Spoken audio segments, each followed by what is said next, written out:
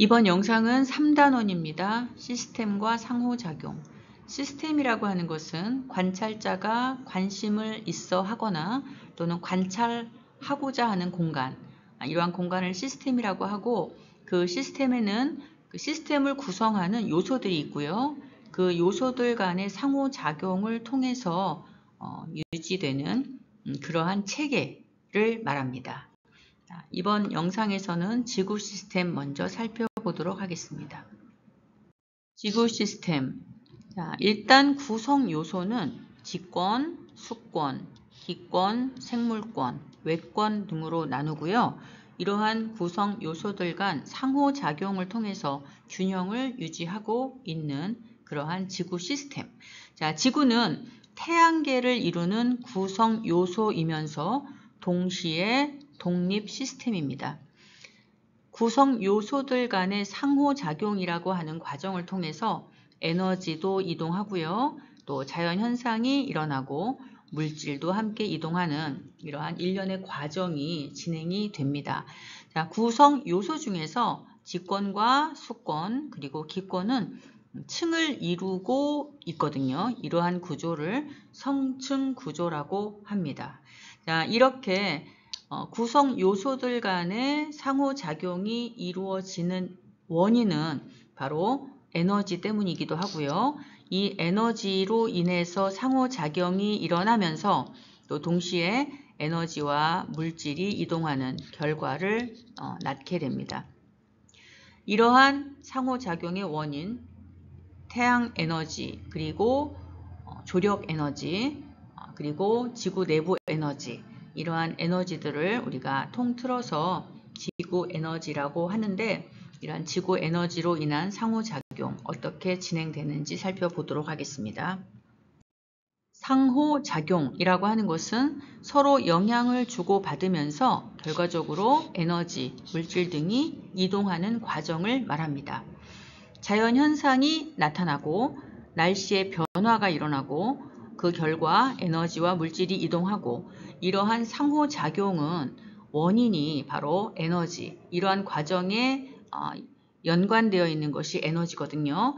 그래서 지구 에너지가 이러한 상호작용의 원인이 되고, 지구 에너지에는 우리가 너무나 잘 알고 있는 태양 에너지, 그 다음에 태양과 달의 인력에 의해서 만들어지는 힘, 조력, 이 조력에 의해서 만들어지는 에너지, 조력 에너지, 그리고 지구 내부에 존재하는 에너지, 이 에너지들에 의해서 일어나는 상호작용, 그리고 지구 시스템의 구성 요소 하나하나 살펴보도록 하겠습니다. 먼저 직권입니다. 직권이라고 하는 것은 암석, 그리고 토양으로 이루어진 지구의 표면, 그리고 지구 내부 영역을 모두 아우르는 그러한 표현인데요. 지금 이 그림에서 보는 것처럼 지구의 일부분을 그림으로 표현을 했죠. 지금 여기가 지구의 중심이에요. 지구 반지름은 전부 다 6,370km가 되겠고요. 내핵이라고 하는 이 경계는 지표로부터 5,100km 되는 지점이고요. 또 외핵과 맨틀의 경계는 지표로부터 2,900km 지점이고요. 지각이라고 되어 있는 이 부분은 해양 지각과 대륙 지각으로 나뉘는데, 지각은 5에서 35km 정도의 단단하게 굳어 있는 부분을 우리가 지각이라고 합니다. 그리고 그 아랫부분에 맨틀이라고 하는 영역은 깊이가 2,870km. 이 맨틀은 윗부분은 좀 단단하게 굳어져 있고요.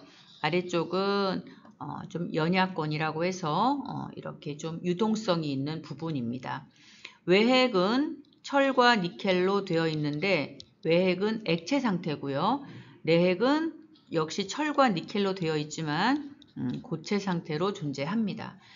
지금 내핵에서부터 내핵, 외핵, 맨틀, 지각 이렇게 층을 이루면서 직권이 형성되어 있다. 이러한 구조를 우리가 성층 구조라고 합니다. 수권입니다. 해수, 지하수, 빙하, 강, 호수 등 지구에 존재하는 물의 영역을 수권이라고 합니다.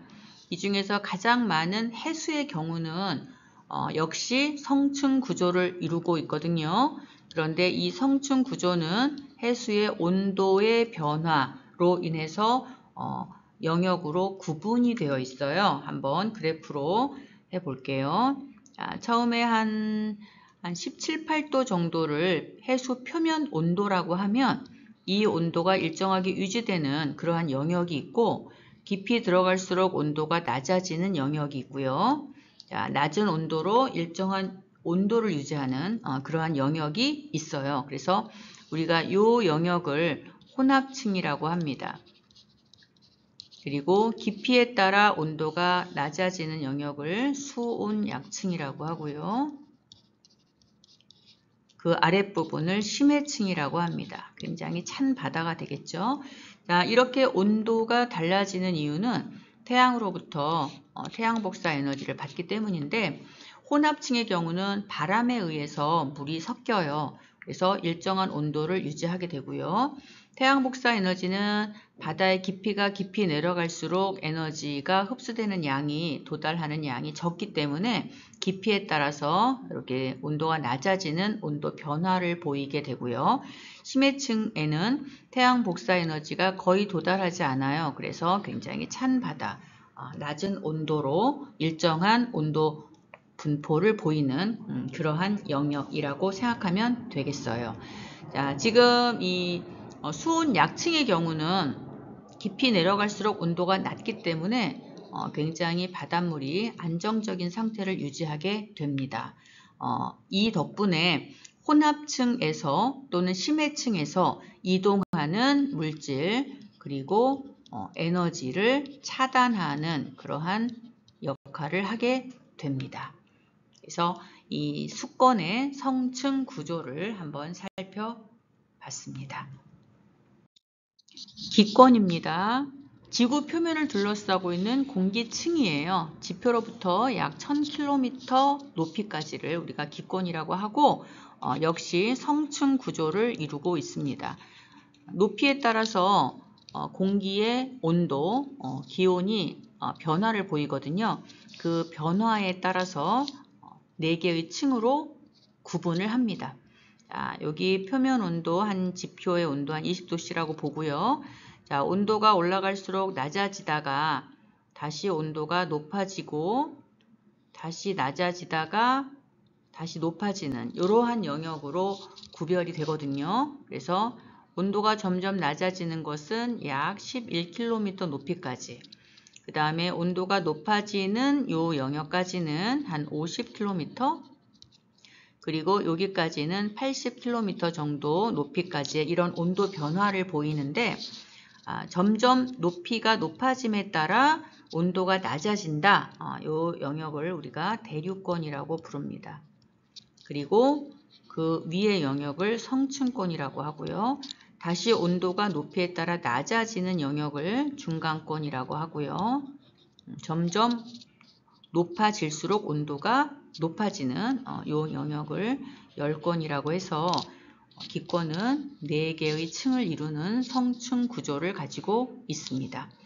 자, 점점 높아질수록 온도가 낮아진다 하면 이 공기가 불안정하거든요. 그래서 대류 현상이 일어나게 됩니다. 대류 현상이 일어나게 되면 공기 중에 수증기에 의해서 날씨가 변화 일으키죠. 날씨가 달라지기는 구름이 만들어지고 비가 내리는 등의 일기 변화가 일어나는데, 이러한 일기 변화의 원인은 공기 중에 들어있는 수증기가 응결하고 또 떨어지고 이러한 변화의 원인이 되거든요. 중간권도 올라갈수록 온도가 낮아지기 때문에 대류 현상이 일어납니다. 그러나 날씨 변화를 만들어내지는 못합니다. 왜 그럴까요? 수증기가 없기 때문이죠. 수증기가 없어서. 자, 성층권이라고 하는 것은 점점 높이 올라갈수록 온도가 높아지게 되는데, 그 이유는 바로 성층권의 한 이 정도 높이쯤에 뭐가 있냐면은 오존층이라는 게 있어요. 오존층. 그래서 오존층이라고 하는 오존층 이 영역에서 태양으로부터 오는 자외선을 흡수합니다. 자외선을 흡수하기 때문에 온도가 높아지고요. 그 다음에 이러한 자외선을 흡수해 줌으로 인해서 지표에서 생명체가 살아갈 수 있도록 보호막의 역할을 해주게 됩니다. 자, 비행기의 항로는 요 높이라고 생각하면 되고요. 오존이 형성되어 있어서 자외선을 막아주는 이 오존층 때문에 기온이 높아지고, 그 다음에 중간권의 경우는 이 성층권으로부터 에너지를 공급받기도 하고, 또 지구복사 에너지 양의 차이 때문에 점점 높이 올라갈수록 온도가 낮아지는 그러한 공기층이 형성되어 있고요. 그 위에 80km 그 상공에는 열권이라고 해서 점점 기온이 높아지게 됩니다. 태양과 가깝기 때문에 복사 에너지량이 많기도 하죠. 여기는 오로라 현상을 볼 수가 있고요. 또 인공위성의 위치 있는 곳이라고 생각하면 되겠습니다. 기권의 성층 구조를 한번 살펴봤습니다. 생물권은 지구에 존재하는 모든 생명체를 말하는 겁니다. 모든 생명체를 말하는데, 이 생명체는 지권에도, 그리고 수권, 기권 등 모든 영역에 존재하게 되죠. 이러한 생물권의 그런 생명체들이 다른 구성 요소들 간의 상호작용으로 모든 물질들 이동하고 결과 에너지가 이동한다고 했어요. 자, 외권은 지구를 둘러싸고 있는 기권의 바깥 영역을 모두 아우르는 개념입니다. 태양 당연히 포함하죠. 그 다음에 달, 해성, 또 지구 외핵, 즉 철과 니켈의 금속 성분이 액체 상태이기 때문에 지구의 자전, 공전에 의해서 움직이게 되죠. 그래서 그 결과 만들어내는 지구자기장이 지구 내의 생명체를 또 보호하는 그러한 역할을 하기도 하죠. 그래서 생물권, 외권까지 지구 시스템의 구성 요소 살펴봤습니다. 이러한 구성 요소 간의 상호작용으로 이동하는 물질, 물과 탄소를 살펴볼 텐데요. 먼저 물의 이동입니다. 자, 우리 간단하게 생각하면 태양 에너지를 받아서 바다에서 물이 증발하고, 증발한 수증기는 공기 중에 머물러 있다가 비나 눈으로 땅에 내리게 되죠. 이렇게 내린 물은 바다로 직접 내려가는 경우도 있고, 호수에 머물다가 지표를 통해서 또는 지하를 통해서 바다로 유입되는 경우가 있죠. 뿐만 아니라 생명체나 또 이런 지표의 물에서도 증발이 일어나기도 하죠. 이렇게 서로 상호작용이 이루어지는데, 조금씩만 살펴보면 지권에서 기권으로 이동한다. 그럼 기권에서 지권으로의 어떤 변화는 화산 폭발 같은 거 생각할 수 있죠. 화산 폭발, 그 다음에 또 뭐 증발도 있을 수 있고요. 이 화산 폭발이 되면 그 안에 다량의 수증기가 기권으로 유입이 되고요. 그 다음에 기권에 있는 물은 생명체가 흡수해서 이제 살아가는 거죠. 또 생물권에서 지권으로, 지권에 있는 생물권에서는 뭐 땅에 있는 수분을 흡수한다든가, 또 기권과 수권은 증발과 또 뭐가 있을까요? 비가 내리는 강수 같은 게 있겠죠. 또 수권이 지권에 영향을 준다라고 하면 수권에 있었던 물이 지권의 어떠한 지형을 변화시킨다든가, 아니면 지권에 있었던 물이 이동하면서 지표에 있는 어떤 물질을 용해해서 바다로 유입시킨다든가, 이렇게 일방적인 것은 없고 상호작용을 통해서 물, 수증기가 이동을 하게 되는데, 이 수증기라고 하는 것은 물의 형태에서 수증기로 바뀌기도 하고 수증기에서 물로 바뀌기도 하죠. 그런데 물이 수증기로 변화할 때는 에너지를 흡수해야 되는 거고, 반대로 수증기가 물이 되는 과정에서는 에너지를 방출하게 됩니다. 따라서 이러한 상호작용의 결과 물도 이동하지만 에너지도 기체도 움직인다라는 사실도 우리가 한번 기억을 해야 되겠습니다. 이번엔 탄소의 이동을 살펴보도록 하겠습니다. 자, 먼저 직권에는 탄소가 어떤 형태로 존재할까요? 직권에는 석회암이나 화석연료 형태로 존재하게 됩니다. 기권은 이산화탄소나 또는 메테인 형태로 존재하게 되고요. 생물권에서는 광합성을 통해서 유기물로 저장이 되어 있기도 하고 우리 생명체를 만드는 그러한 굉장히 중요한 재료이기도 하죠. 수권에서는 탄산이온의 형태로 존재하고 있다가 칼슘 이온과 결합하면 석회암을 만들기도 하고요. 이렇게 지구 곳곳에 탄소는 다른 형태, 수많은 다양한 형태로 존재합니다. 그런데 이러한 탄소는 한 곳에 머물러 있지 않고 직권에서 기권으로, 기권에서 생물권으로, 또는 기권에서 수권으로, 수권에서 직권으로 이렇게 계속해서 상호작용을 통해서 이동을 하게 되는데 한 가지 예를 들어보면 자, 화산이 폭발을 한다. 그러면 직권에서 출발하겠죠. 직권에서 화산이 폭발을 하면 화산 폭발에 의해서 다량의 물질들이 대기로 유입이 됩니다.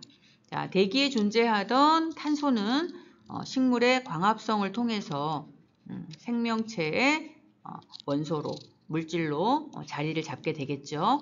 이 광합성을 통해서 생명체에 존재하게 되다가 이것이 또 화석연료로 바뀌게 되면 다시 직권으로 돌아가는 거죠. 탄소의 이동은 결국 한 곳에 머물러 있지 않고 직권에서 출발하면 다시 직권으로 생명체에서 출발해도 마찬가지로 다시 생명체로 돌아오는 그런 순환을 하게 됩니다. 자, 물과 탄소의 이동에서 결국 우리는 에너지의 이동도 함께 이루어지는 것이고 이러한 구성 요소 간의 상호작용에 의해서 물질 그리고 에너지의 이동 한번 살펴봤습니다. 자, 이번 영상 여기서 마치고요. 수고 많으셨습니다.